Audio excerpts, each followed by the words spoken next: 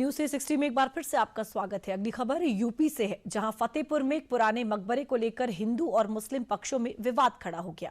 हिंदू संगठन इसे मंदिर बता रहे हैं तो वहीं मुस्लिम पक्ष इसे मकबरा मान रहे हैं। मौके पर पुलिस तैनात है। स्थिति फिलहाल सामान्य बनी हुई है। ये रिपोर्ट देख लीजिए। हम ऐसे तूफान है कि रास्ता ठप बनाते हैं। हमको बैरिकेड नहीं रोक देगा, डायनामाइट लगा देंगे तभी हो सकता है मौत होने के बाद आदमी रुके। तस्वीरों में सड़कों पर नारे लगाती ये भीड़, भगवा झंडा लहराते ये लोग यूपी के फतेहपुर के हैं, जहां सोमवार को सूरज उगने के साथ ही धार्मिक इतिहास के दावों से माहौल का तापमान हाई हो गया। दरअसल यूपी के फतेहपुर का अबू नगर का यह मकबरा, जिसे एक पक्ष इतिहास का हिस्सा बता रहा है तो वहीं दूसरा पक्ष इसे भगवान शिव और श्री कृष्ण का मंदिर मानकर धर्म स्थल की मुक्ति का आंदोलन चला रहा है।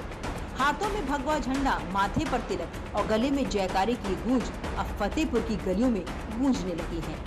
फतेहपुर के अबू नगर इलाके में मौजूद मकबरे को लेकर विवाद बढ़ने लगा है।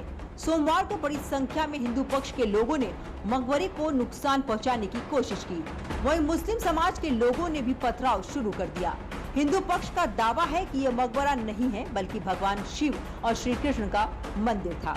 पुलिस प्रशासन की ओर से सुरक्षा के कड़े इंतजाम किए गए हैं। देखिए, हम लाइन ऑर्डर को मेंटेन करेंगे और घटना की पूरी जानकारी अभी प्रमुख सचिव गृह से लेकर हम कुछ कह पाएंगे, लेकिन कानून तोड़ने की इजाजत की।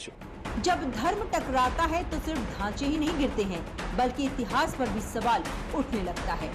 एक तरफ हिंदू समाज का दावा है कि हमारे आराध्य भगवान शिव और श्री कृष्ण का प्राचीन मंदिर है, जिसे इतिहास में जबरन बदल दिया गया था, और दूसरी तरफ मुस्लिम समाज का कहना है कि ये सदियों पुराना मकबरा है जो वक्फी जमीन पर बना है। दोनों पक्षों के बीच के दावों में अब बात इस हद तक आ गई है कि प्रशासन की मौजूदगी फतेहपुर में मजबूरी बन गई है। पर आए थे लोग और क्योंकि उनको आशंका थी और कुछ अफवाहें, कुछ लोग असामाजिक तत्व फैला रहे थे, लेकिन जब वो वहाँ पे आए तो उनको सारी बात समझाई गई, बताई गई, तो वो संतुष्ट हो गए। फिर उनसे बात करके उनको आश्वासन दिया गया कि कानून व्यवस्था को पूरा सुचारू रूप से चलाया जाएगा और कुछ भी अवैध या अवैधानिक चीज़ नहीं होगी। तो इस बात को सुनकर सब लोग धीरे धीरे डिस्पर्स हो गए हैं। अभी प्राथमिकता हमारी यही है कि सबसे पहले तो कानून व्यवस्था सामान्य रहे और उसके बाद में जो अलग अलग लोग हैं सबके मन में किसी प्रकार की भ्रांति न रहे, कोई अफवाह वगैरह न फैले, इसी बात पे हम ध्यान दे रहे हैं। देखिए, आप लोग देख सकते हैं कि यहाँ पे सभी लोगों को समझा बुझा दिया गया है, लोग अपने अपने घरों में चले गए हैं और अभी ये मौके पे जो है स्थिति सामान्य है।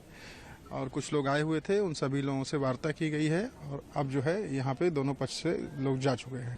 करीब 10 थानों की फोर्स यहाँ तैनात है, थानाध्यक्ष लगे हुए हैं, एक कंपनी पीएससी लगी हुई है, एडिशनल साहब हैं, सीओज हैं, बाकी मजिस्ट्रेट लगे हुए हैं, सभी लोग यहाँ पे ड्यूटियाँ लगी हुई। फतेहपुर के अबू नगर की गलियों में ये सिर्फ एक धार्मिक विवाद ही नहीं बल्कि ये उस इतिहास की दरार है जो वक्त के साथ भरने की बजाय हर बार गहरी होती जा रही है। अब सोमवार को हुए इस विवाद के पीछे का मामला क्या है, इस पर भी नजर डाल लेते हैं। फतेहपुर जिले के रेडिया मोहल्ले में स्थित नवाब अब्दुल समद मकबरे को हिंदू पक्ष ने 200 साल पुराना ठाकुर जी का मंदिर होने का दावा किया, जिसके बाद 11 अगस्त को यहाँ पूजा पाठ करने की चेतावनी दी थी। जिसके बाद सोमवार को बड़ी संख्या में हिंदू संगठनों के कार्यकर्ता सुबह से ही यहाँ इकट्ठा होने लगे। हिंदू संगठनों की चेतावनी के बाद से जिला प्रशासन ने मकबरे की बल्लियों के सहारे बैरिकेडिंग की थी। तो हम ऐसे तूफान है कि रास्ता ठप बनाते हैं।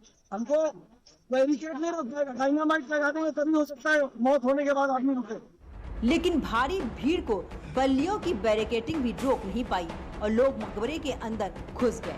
हिंदू संगठनों ने यहाँ पूजा पाठ करने की मांग की है।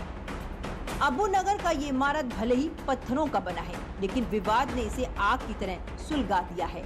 इस मामले में अब फैसला चाहे अदालत करे या प्रशासन, लेकिन अभी जो तस्वीरें सामने आई हैं, वे बताती हैं कि फतेहपुर की गलियों में इतिहास और आस्था की जंग अभी खत्म नहीं हुई है और इस जंग के धुएं से पूरा माहौल धुंधला पड़ गया है। फिलहाल इस मामले में आगे की कार्रवाई क्या होती है, इस पर सबकी निगाहें टिकी हुई हैं। न्यूज 360 में मेरे साथ फिलहाल के लिए इतना ही। देश और दुनिया की बाकी खबरों के लिए आप देखते रहिए दूरदर्शन उत्तर प्रदेश।